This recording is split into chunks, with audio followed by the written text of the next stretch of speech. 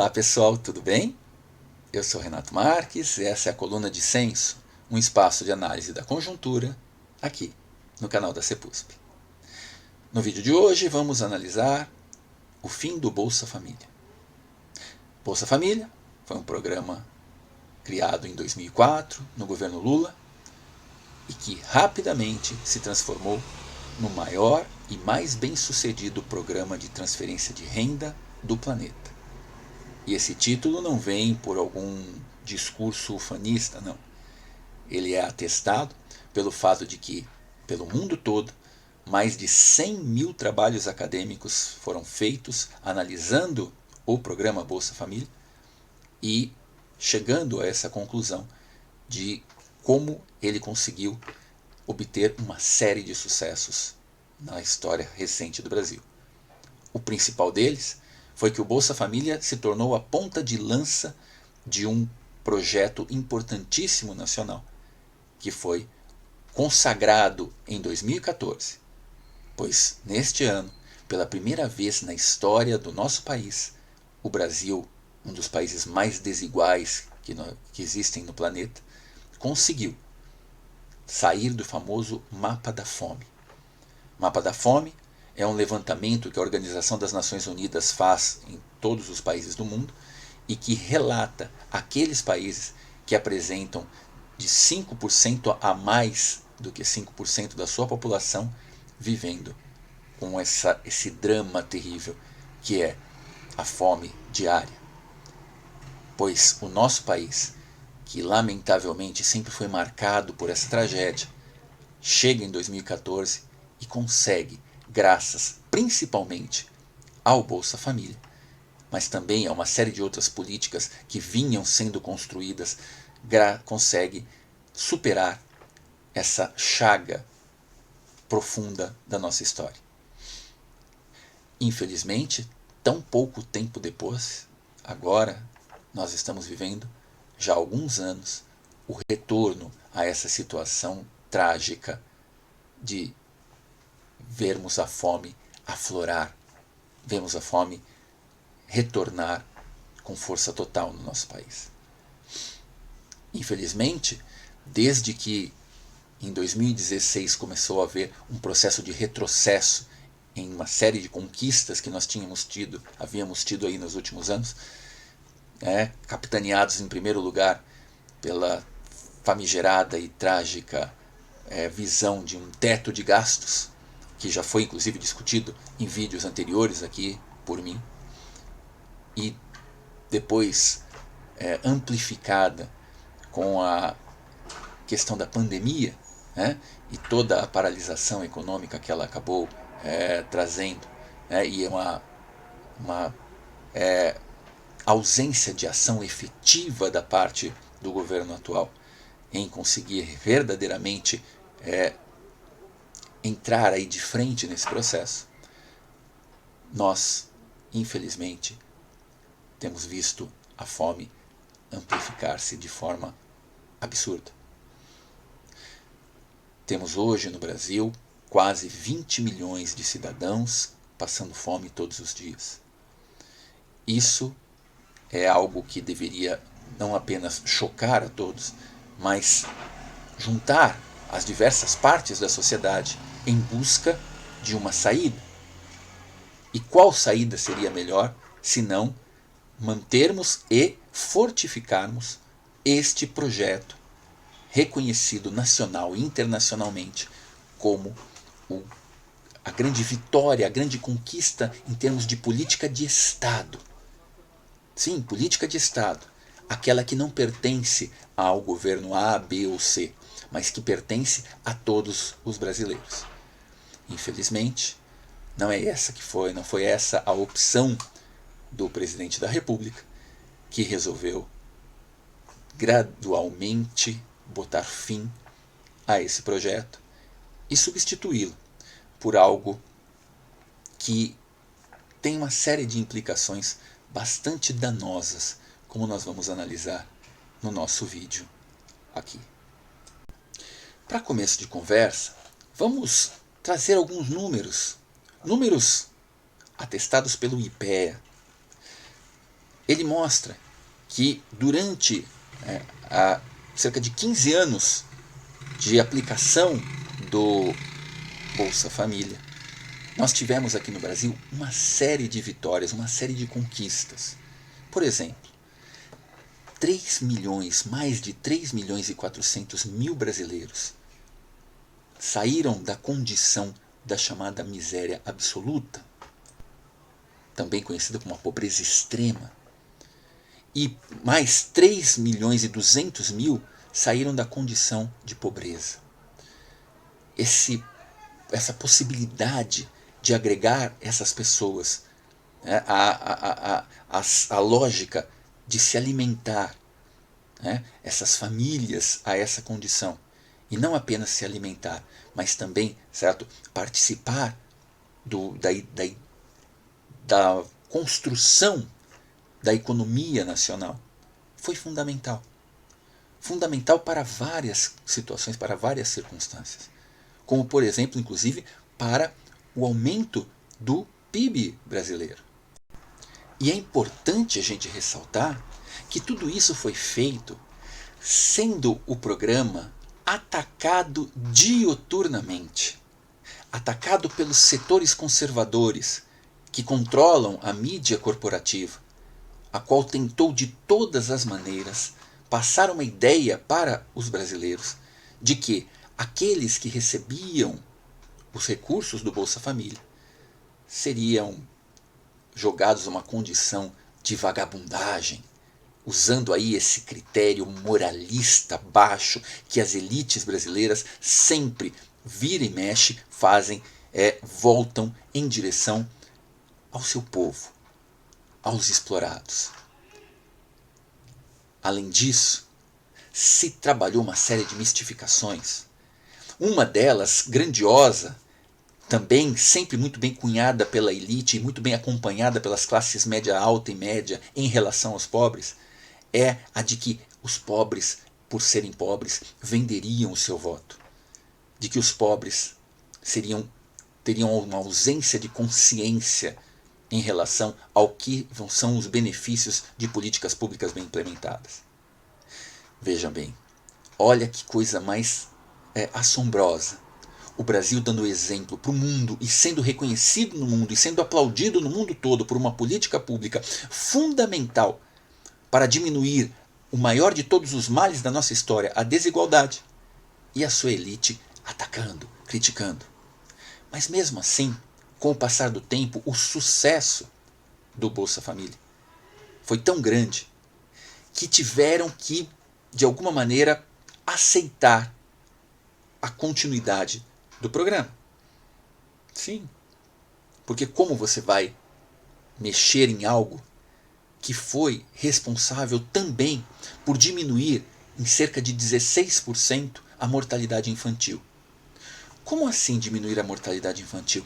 Porque, veja bem, o programa Bolsa Família, ele não era apenas e tão somente um programa de entrega de dinheiro nas mãos de uma população carente. O Bolsa Família era a representação de um projeto de políticas públicas integradas. Políticas públicas focadas em trabalho, renda, saúde, educação e, consequentemente, democracia. Como tudo isso? Muito simples. Para que as famílias que necessitavam recebessem o Bolsa Família, era necessário que as crianças estivessem matriculadas na escola. Portanto, um investimento direto na questão educacional. Portanto, um elemento importantíssimo para uma emancipação futura dessas famílias que durante décadas, aliás, durante séculos, foram totalmente desassistidas. Além disso, você tinha também a obrigatoriedade de vacinação das crianças. Um elemento importante também do ponto de vista da saúde, fundamental para auxiliar no processo de combate à mortalidade infantil. Obviamente que dentro dessa lógica esse dinheiro circulava. Então ele tinha ali essa capacidade de geração de renda. Obviamente que essas pessoas detentoras, né, de uma possibilidade nova de estar participando da vida do consumo dentro de uma sociedade capitalista, a elas era-lhes garantida a condição, né, uma das condições para sobreviver na democracia, a condição de uma inclusão dentro de um processo democrático. É nesse sentido, né, que a gente verifica então este ganho fenomenal. E outra questão importante que os estudos, como por exemplo o estudo do IPEA, nos mostram. Embora os setores conservadores, reacionários, atacassem desde o princípio, porque estes setores reacionários eles acreditam que os pobres são indignos e, como disse, vagabundos, porque desconhecem qual é a condição dos pobres. Diziam o tempo todo que os que recebiam o Bolsa Família não queriam trabalhar, que ficavam ali, certo, queriam apenas receber dinheiro fácil e coisas do gênero. Como se essas pessoas fossem parasitas. Mas não é verdade, porque os estudos como este do IPEA mostram que, no fundo, o que acabou por acontecer foi que 69%, vou repetir, 69% dos atendidos pelo Bolsa Família conseguiram aquilo que nós chamamos de porta de saída. O que vem a ser a porta de saída? É o fato dessas pessoas, depois de terem conseguido reconquistar um mínimo de dignidade, tenham ido para o mercado e conseguido algum emprego no período, né, da glória aí, certo, do Bolsa Família, né, que foi trabalhado dentro da lógica do crescimento da economia brasileira. Outra vitória, uma vitória incomensurável essa. Dentro de todo esse processo, a gente pode perceber, né, as vantagens do Bolsa Família. Como, por exemplo, a garantia das crianças na escola e um aumento substancial de meninas nas escolas. Porque estas meninas, quando sua família não recebia o Bolsa Família, elas acabavam tendo que cumprir jornadas que as retirava da possibilidade de educação. E isso foi mais uma situação vencida durante esses anos aqui no Brasil. Uma outra bobagem que era difundida nos segmentos conservadores é que as mulheres pobres, elas, para receber mais Bolsa Família, elas fariam diversos filhos. Porque afinal de contas, há ainda essa mentalidade vil das nossas elites em relação ao seu povo, de que os pobres fazem filhos porque querem, na realidade, explorá-los. Ledo engano. Quando a gente traz a ciência para campo, quando a gente vai analisar os números, o que se percebe nos estudos? Se percebe que houve uma queda da fecundidade, dos índices de fecundidade das mulheres. Aquelas que estavam participando do Bolsa Família, exatamente, certo, puderam ter recursos para poder fazer este enfrentamento nesse tipo de situação e de circunstância. Percebam vocês como se pôde trabalhar de forma integrada num processo, num projeto extremamente bem sucedido. E aí volta a questão. Bom, se esse projeto, que obviamente não era perfeito, precisa ser aperfeiçoado, mas se esse projeto trouxe todas essas vitórias, agora que o Brasil está enfrentando esse momento dramático, era para reforçá-lo? Mas não foi feito. Não foi feito. O presidente da República preferiu gerar um projeto eleitoreiro. Sim, um projeto eleitoreiro. Um projeto de nome Auxílio Brasil. Um projeto que não tem garantia nem da verba, a qual está sendo discutida agora no Congresso, nas possibilidades aí de se retirar, da falta de pagamento dos precatórios que o governo precisa pagar aos cidadãos. No dia 11 de novembro, o ministro da Economia, Paulo Guedes, disse textualmente que o Brasil ainda não tem certeza, que o governo não tem certeza de onde virá os recursos para o tal Auxílio Brasil. E inclusive que o governo não tem certeza da duração do próprio. Ou seja, que este novo projeto, que este novo programa que substituirá o Bolsa Família, substituirá, porque o Bolsa Família já acabou e ele ainda não foi implementado, gerando incerteza e insegurança na população mais pobre. Que este novo projeto pode terminar daqui a um ano. Que conveniente, né? Daqui a um ano, quando acabarem as eleições. Sim, porque este novo projeto está sendo alardeado como um aumento dos recursos, um salto para R$ 400. R$ 400 para as famílias. O que acontece é que nós temos vários problemas aí que tendem a ser camuflados dentro dessa lógica. Devido à situação péssima da pandemia, nós estamos ainda atuando aí com o chamado auxílio emergencial e cerca de 39 milhões de brasileiros recebem o auxílio emergencial. Mas o projeto do Auxílio Brasil, ele exclui cerca de 22 milhões destes que hoje recebem o auxílio emergencial. Olha a insegurança aí. Olha a insegurança alimentar explodindo. Dentro desta nova visão, temos que relembrar que o que tem que ser analisado não é apenas o valor absoluto. É claro que é bom que aumente para R$ 400. Aliás, existem propostas da oposição para aumentar mais ainda. Muito bem. A questão é que não basta apenas isso. E aí está um nó que a mídia pouco tem abordado.